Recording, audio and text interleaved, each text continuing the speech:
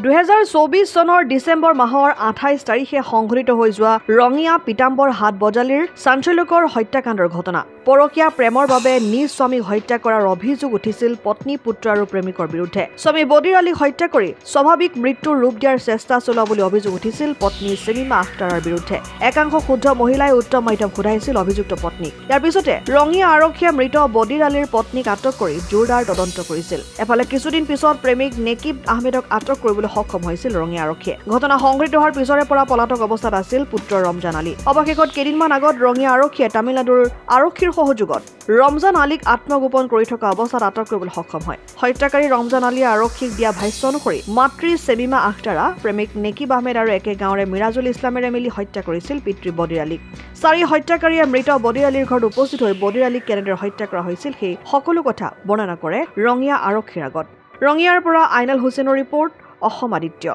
NKS হুণ্ডাইলৈ স্বাগতম north ইষ্টৰ প্ৰথম GDSI 2.0 ফিচাৰ্ছ ডিলাৰ হৈছে NKS হুণ্ডাই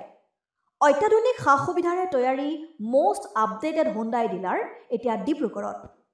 আমাৰ NKS হুণ্ডাই ডিলাৰত open sales consultant room customer ৰুমৰ লগতে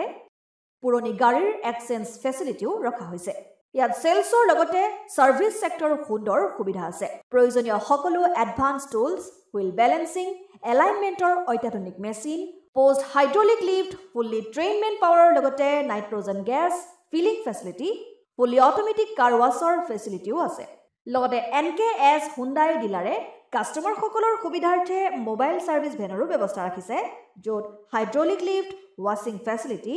wheel balancing tyre pressure check কৰাৰ লগতে বহুখিনি সুবিধাই উপলব্ধ আছে NKS হুণ্ডাইলৈ আহক আৰু সুবিধাসমূহ গ্ৰহণ কৰক